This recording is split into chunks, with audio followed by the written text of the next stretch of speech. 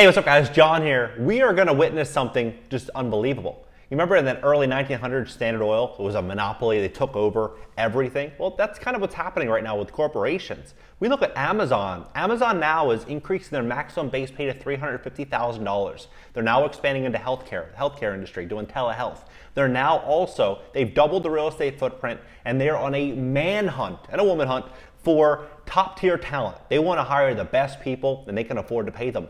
What I think is very unique here during this last couple of years that we've been living through is that we've now seen this shift from everyone just working at a small business, some people working for corporations, to now everything's getting so expensive where people are like, hey, my $50,000 or $80,000 a year salary doesn't have the same purchasing power. I'm going to go elsewhere. That's why we're seeing the Great Resignation. We're seeing a lot of people leave their careers.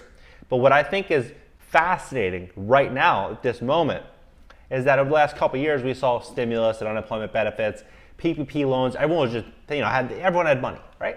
But now all that is getting pulled from the market, and they're now considering potentially seven interest rate hikes in 2022, which is ultimately going to mean we're going to have a clear view on the affordability of $15.6 trillion that we have outstanding right now. $15.6 trillion in consumer debt. We have $960-ish billion in credit card debt, outstanding credit card debt. We have $1.3 trillion in used car loans. We have $1.4 trillion in student loans. We have debt through the roof. And what's going to be interesting is that the monthly cost of this debt is only going to be going up. Remember when they said, oh, student loans right now are optional, you don't have to pay them. They were bringing out all of these programs to make things easier for people the last couple of years. Well, all that is going to be coming to an end. And they were I believe many people were taking on additional debt because they didn't have the same level of responsibility financially because of all these programs. So when that ends and the cost to borrow this money now is gradually increasing, what we're going to be seeing here, coupled with all of these people on adjustable mortgage rates, is we're going to see monthly costs going through the roof.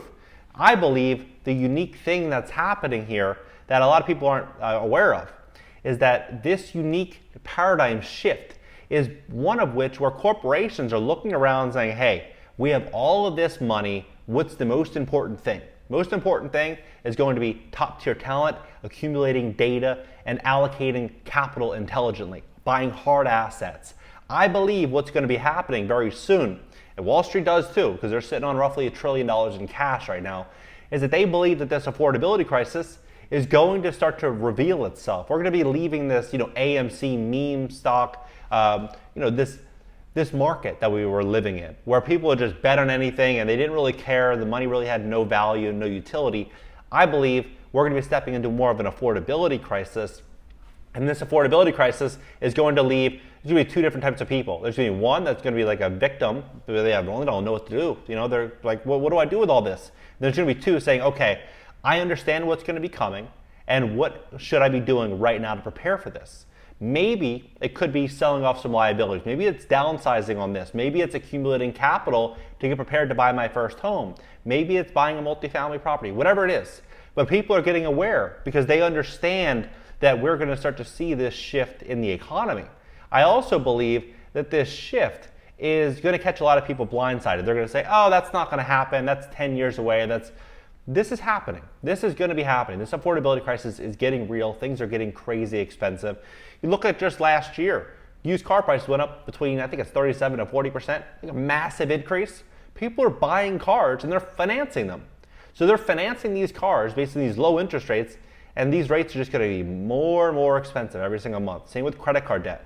So we have all these things unfolding, like record debt levels unfolding at a period where they're going to be increasing interest rates, and at a period where small business is struggling.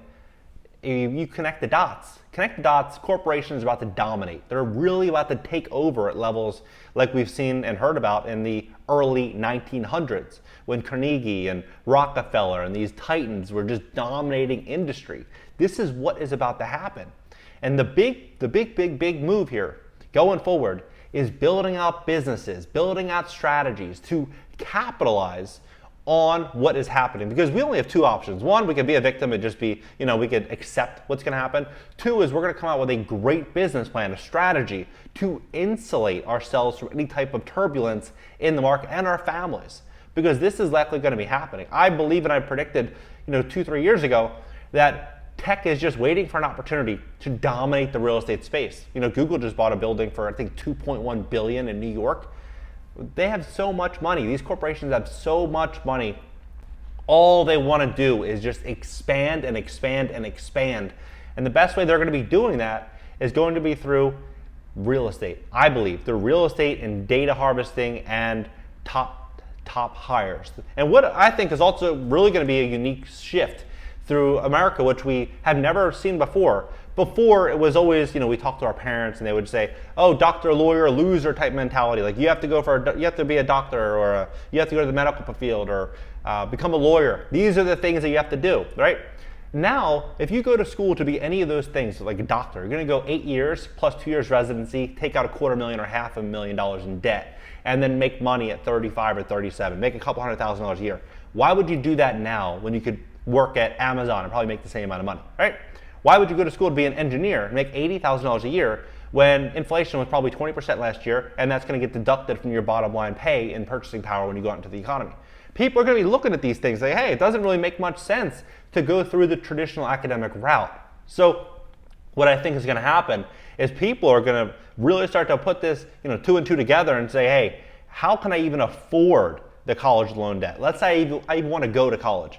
How can I afford that debt when I simply, the cost monthly is going to be increasing, food prices are going to be increasing, rents are going to be increasing as corporations are dominating housing. All these things are going to be going up. Does it make sense for me to get a traditional education? So we could literally see a period in history where people are just not studying, not reading, they're on TikTok most of the day, and they're just relaxing, hanging out at home. A large group of people could be doing that, and then another group of people are saying, okay, this is my moment. I have a couple years to really, really build out a solid plan, a really solid strategy. And this is also going to be a unique period which people, I think really smart people are doing this right now that are coming up with a business idea. They're saying, how can I get this top tier talent? How can I compete with Amazon? How can I compete with these other companies to get these top players? The best thing, in my opinion, is going to be equity. Building out a company, offering equity, or building out some type of partnership where that partnership or that equity could be much greater than anything Amazon could pay down the line. Building out these relationships, and you can do it now so easily with LinkedIn and with social media, just direct DMing people, building out relationships. This is going to be the smart period where people can actually do this, because in a couple years, when the affordability thing really hits, people aren't going to be, I think, so quick to take on that risk of a potential startup that may or may not make money down the road. And then during that whole period in the next couple of years, these same corporations are going to be looking at opportunities across all spectrums, and they're going to start trying to, it's going to be hard to compete with companies that have endless money and the opportunity to basically hire any talent that they want. They literally can just go out and just hire 1,000 people and say, hey, work on this. They don't really care if it works out or not. It doesn't matter to them. Work on this, work on this, work on this. Find out all these industries and just allocate teams to work on all these industries. But right now, this is the moment that smart money is saying, hey, most of the general public, they're asleep as to what's really going on. They think it's crazy. They don't see it happening. But then there's some people, like all of you, that are aware of this shift that's happening in the world. That's happening, literally in every single city. And they're saying, hey, this is the moment. I need to build this. I need to do this. I need to invest here or do this so that I'm not going to be put in a corner in a couple of years, right? And this is why, for me, I'm starting businesses and I'm doing things right now that I think are going to be meaningful and very helpful, reverse engineering what I think is going to be the future a year from now or 2 years from now or 3 years from now, and getting a head start on this. Real estate right now is also at a very unique period as well, because we're seeing higher carrying costs. We're seeing insurance premiums go up. So when you have, and I'm hearing this from all my friends in Florida, their insurance costs are going up consistently. So if their mortgage costs are going up, insurance costs are going up, everything is going up, and their car prices, everything's going to go up. Unless their wages are going up with everything else, then they're going to be pretty screwed, right? Because the debt to income ratio in which they qualified initially for all these loans is going to be changing. That's why I think we are in a very unique period. We're in a very unique period in history where smart people are looking at this saying, okay, so if I don't do anything, what is the net result of this in 6 months, 12 months, or 2 years? And then other people are like, oh man, I already know for a fact this is all going to happen because, how else could we be wrong? What could really be the only way that this doesn't happen, truthfully, the only way that this would never happen is if, I don't know, I mean, maybe inflation gets under wraps and Amazon doesn't continue expanding and all these corporations don't continue expanding and the shipping and distribution problem doesn't get worse. The cost for small businesses to stay in business doesn't get worse. They don't have to hire and compete with corporations for top talent. You know, they can hire people at $15 an hour, $12 an hour like they were before, rather than now trying to compete with McDonald's and Bank of America hiring at $18 or $20 or $25 an hour. All of these things would have to go back to normal for that to not actually happen.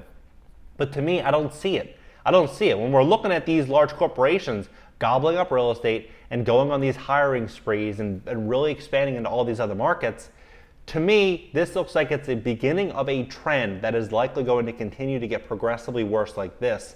And that's why, for me, I'm reading and studying and learning as much as possible, following real estate trends and watching things very closely.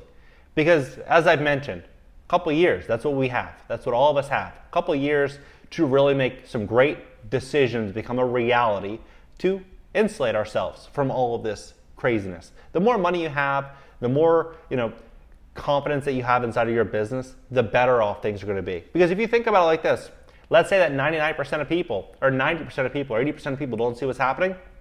What's ultimately going to happen is that there's going to be more distress in this market. And if you are in a position of real success, you have monetary success, you're going to be able to go out there and acquire assets. You're going to be able to go out there and acquire distressed companies. You're going to be able to go out there and do things because you have the ability to do it, right? But it's crazy because a lot of people that I talk to, they're like, oh no, things are great. The real estate market's going to continue. Everything's going to continue. I'm just looking at everyone else and I'm like, but how? Like, how can things really continue when we are increasing rates, when things are going to get more expensive, when debts are going to be due again? All these things are going to be coming through this big shift, and I think smart money understands it, and that's why Wall Street's sitting on the sidelines. That's why Blackstone's gobbling up single-family houses. Like I mentioned before, Steven Schwarzman, founder of Blackstone, saying that he believes rents are going to be going up 3 times inflation in some markets. Last year, average rent went up about 18%. So if that continued, it wouldn't be surprising to see 65, 70% of gross income going to rent, right? Going to rent.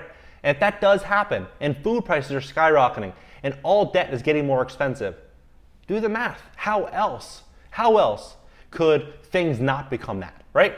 This affordability crisis is going to be real. Smart money is prepared for it. Drop your comments. Do you think we're going to be stepping into an affordability crisis? Do you think corporations are really going to expand like never before? And what do you think are going to be the big opportunities? Drop it in the comment section below. Let's have a conversation about this. Subscribe here. Consider subbing on my TikTok for short form, 15, 30, 45-second content. I post there several times a day. And catch you guys later.